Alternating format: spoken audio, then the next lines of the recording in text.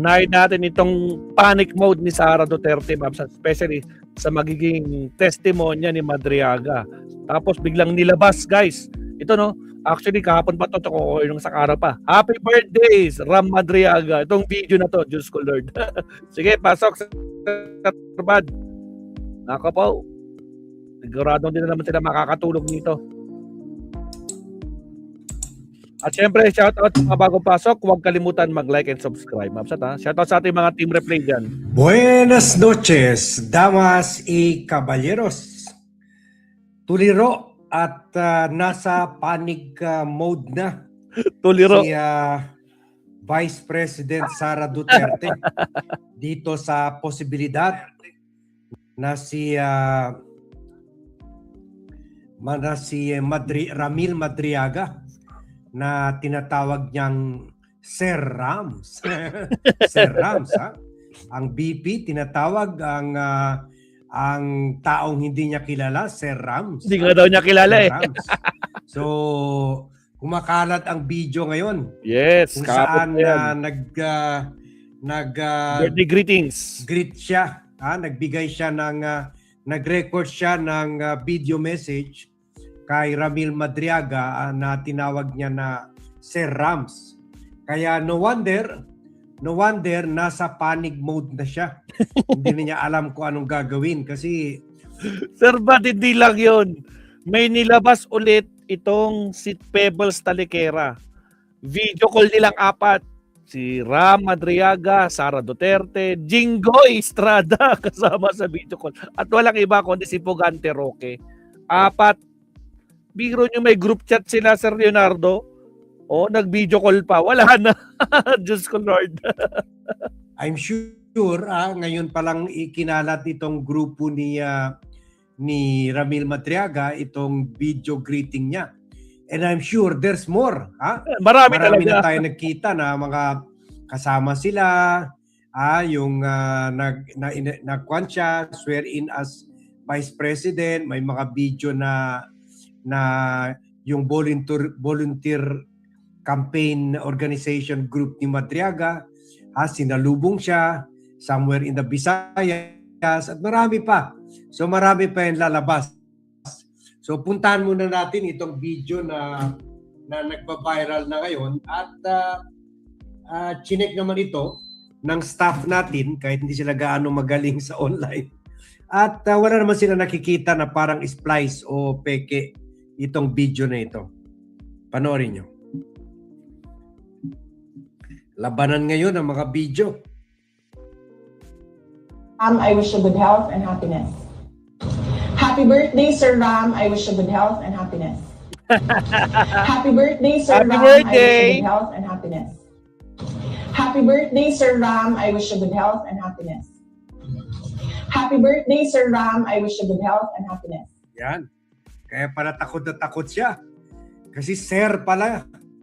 Ibig sabihin, kung sir, tao o someone you treat with respect.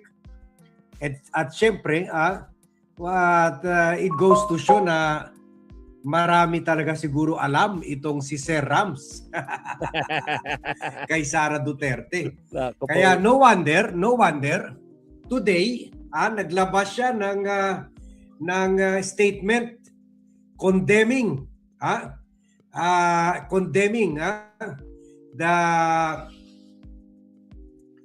the possibility that Madriaga will testify against her sa hearing proper dyan sa Committee on Justice ng House of Representatives. That is tackling the impeachment. Dapat lang mag-testify. Second set of impeachment complaint laban kay Sara Duterte. At iba-ibang top and toppings, Parangan iba-ibang tayo. pork sarap. Again guys, sa mga bagong pasok, sa mga team replay, huwag kalimutan mag-like and subscribe. Ako, 2 harang pa. Alright. Maraming salamat po. Ilan na yung like natin? 134. O, sa mga hindi pa nag-like, 200 na po tayo. Baka naman, like naman tayo dyan, mabsat. Here we go. sabi ni Sara Duterte, ito daw claim ni Madriaga na naging bagman siya ni Sara at nag-distribute siya ng pera na kung saan-saan, ay perjury daw ito. Pagsisinungaling. Pero bakit takot? Takot na takot siya kay Madriaga kung sinasabi niya, di ba, nag-file na siya ng perjury charges kay Madriaga. Kung hindi naman sinasabi ng totoo, her lawyer can destroy, can demolish Madriaga during the hearing proper ng House of Representatives Committee on Justice. Bakit hindi na lang niya hintayin na umabot na sila doon sa kung saan mabibigyan ng chance ng mga lawyer niya para gibain ang claim nito Madriaga. Pero ngayon pa lang, panic mode na siya. Sabi niya, hindi daw dapat paniwalaan ito si Madriaga dahil ito daw ay kidnapper. Sabi niya, sabi ni Sara sa statement niya, even more disturbing is the treatment now being extended to Madriaga, an alleged kidnapper who fabricated an entire story. So, invento lang daw yung mga storya ni Madriaga. Bakit takot na takot siya? At sinasabi niya, kidnapper, ito naman kaya siya nakulong sa kidnapping dahil habang nagtatrabaho siya sa dalawang Chinese, sa Zambales, nakita niya nagla-land grabbing activity doon sa lugar niya si Harry Roque, kinasuhan niya si Harry Roque at si Harry Roque binalikan siya. Hindi naman ito yung napailan siya ng kaso ng kidnapping dahil nahulihan yung Chinese nasa safe house maintained by Madriaga. Hindi naman ganun eh. In fact, hindi nga alam kung nakidnap pa talaga yung mga Chinese.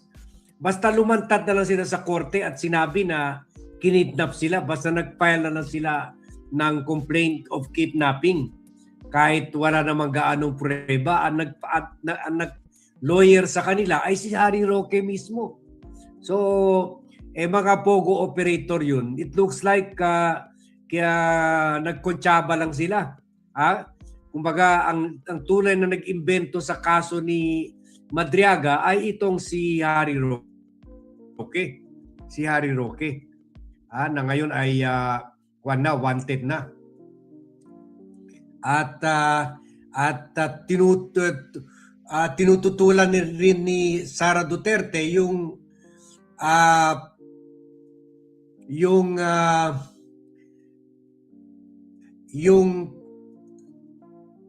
motion ni Akbayan Party List Representative Chel Diokno na ginawa niya sa House Justice Committee under Chairperson Jerbil Luistro, kung saan hinihingi niya na i-transfer na si Madriaga from the Taguig facility to the House of Representatives detention facility.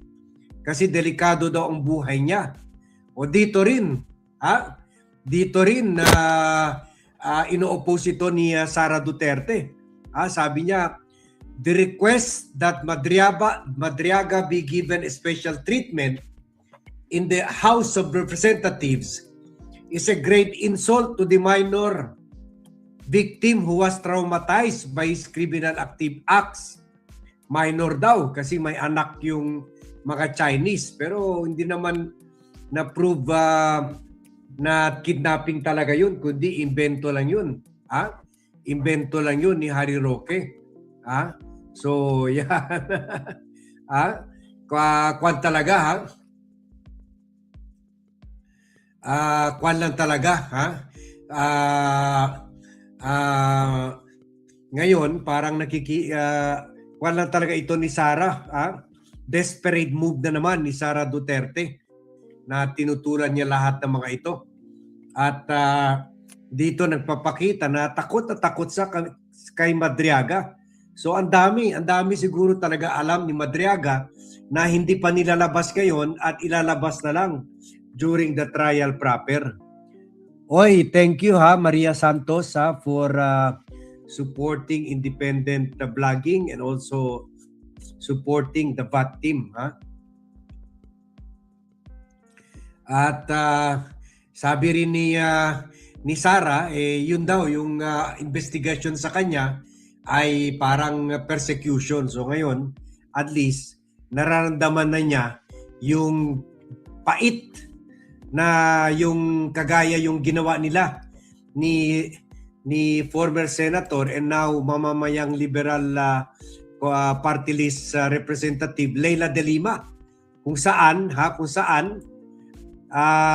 ginamit nila yung mga drug lords na nakakulong sa Bilibid to testify and to invent a non-existent case laban kay Leila de Lima kahit wala naman sila prueba.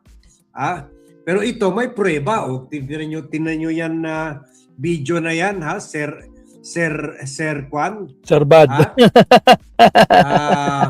Sir Ram, Yun, ipe-play natin yan mamaya, So, yan.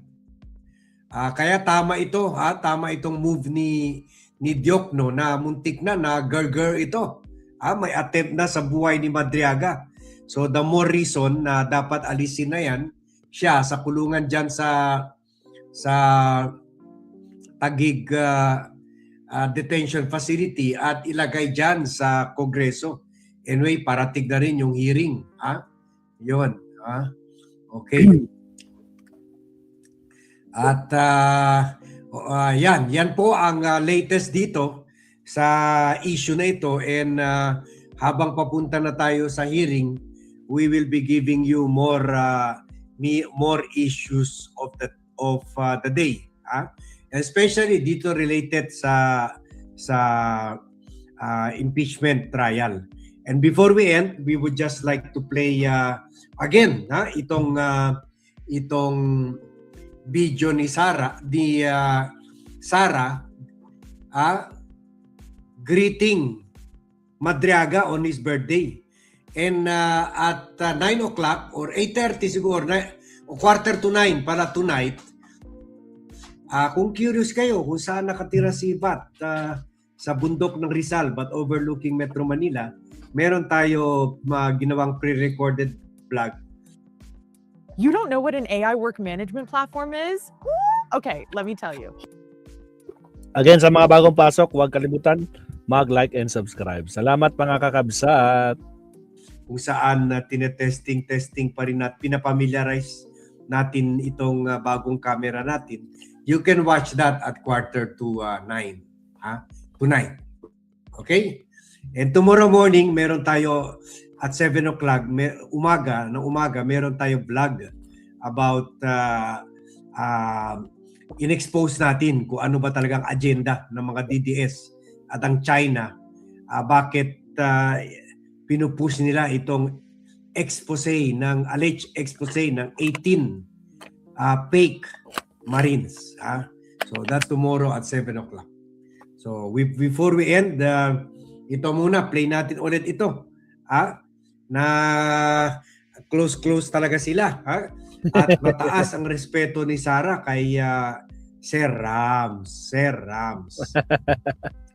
Putragi. Happy birthday, Sir Ram. I wish you good health and happiness. Yun. Happy birthday, Sir Ram. I wish you good health and happiness. Happy birthday, Sir Ram. I wish you good health and happiness. Happy birthday. Happy birthday, Sir Ram. I wish you good health and happiness. O yan, dyan siya natatakot kasi pareho sa tatay niya, lalo na kung ma-retrieve yung tatlong cellphone ni Madriaga na nandun daw nakadeposit sa korte. Sana ma-retrieve rin nila yan kasi marami pang ebidensya dyan. Ito, most likely, ito lang yung mga ebidensya doon sa Facebook page ni Madriaga. So, yan So, thank you very much everyone for watching. Hanggang dito lang tayo. Medyo pagod na rin si Bat. Thank you very much everyone for watching. Thank you very much. Salamat, Sir Bad. Nako po, Sara, talagang panic mode na, no? Tumututol pala sila, no? Tumututol pala itong si Lustay. Pero parang sinabi, pumayag yung attorney. Pumayag na sila Lustay. No? Pero bakit ngayon biglang umiba ang ihip ng hangin? Diyos ko, Lord. Nako po, Lustay. O guys, sa mga bagong pasok dyan, sa mga di pa nag-like and subscribe. po tayo mga sana. Baka naman. Alright? Okay. Punta naman natin yung isa pa. Meron pang isa si Sir Bad eh. Para makadalawa tayo kay Sir Bad. Yung pinaka